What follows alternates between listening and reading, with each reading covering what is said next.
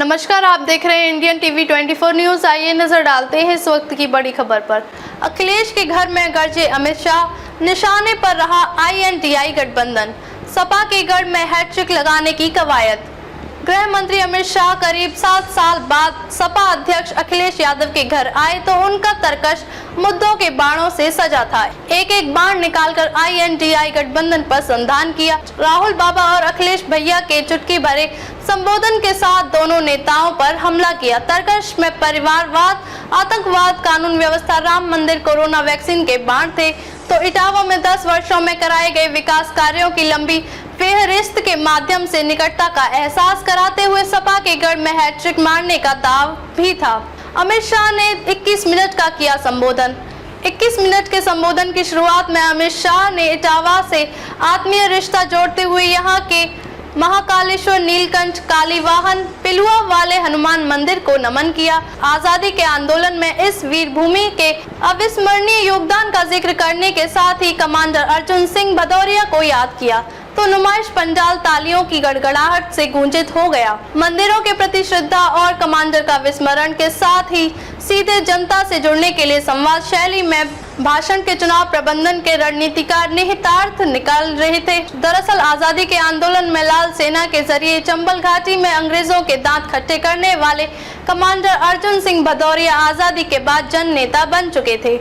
यही वजह रही कि इटावा संसदीय चुनाव के इतिहास में 17 चुनावों में वह पहले और इकलौते निर्दलीय सांसद 1957 में चुने गए। समाजवाद के पुरोधा डॉक्टर राम मनोहर लोहिया, जयप्रकाश नारायण, मधु दंडवते, मधु लिमिये, कर्पूरी ठाकुर, चंद्रशेखर के अन्य साथी रहे। वह 1967 में धमकिया से और 1977 में जनता पार्टी से सांसद चुने गए। बहरहाल चुनावी मौसम में शाह द्वारा समाजवाद के पुरोधा कमांडर का स्मरण नए समीकरणों को बुनने और अखिलेश के घर में भगवा दुर्ग को मजबूत करने के लिए अंतर विरोध समाप्त करने की ओर इशारा कर गया है।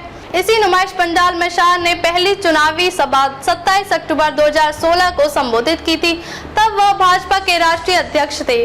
आसन्न 2017 के विधानसभा चुनाव के दृष्टिगत उस विजय संकल्प रैली के जरिए चुनावी शंखनाद कर सपा के गढ़ की 10 विधानसभा सीटों पर निशाना साधा गया था। तब सूबे में परिवर्तन की लहर को इटावा से तेज गति देने के लिए भाजपाइयों ने रैली की सफलता के लिए कवायद की थी। 2014 में मोदी लहर के बाद विधानसभा 2017 में विजय संकल्प के साथ भाजपाइयों में उत्साह की लहरें हिलोरे मार रही थी।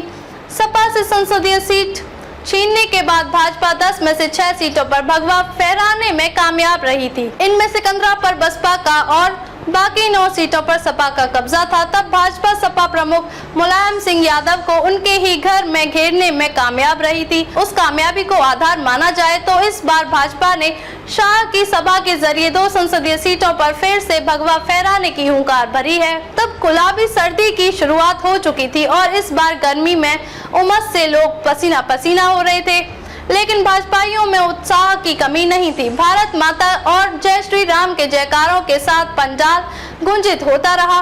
शाह भाजपाइयों में नई ऊर्जा का संचार कर गए। चुनावी सभा को सफलता के लिए करीब 5 दिन से गांव-गांव जनसंपर्क तेज हो गया था।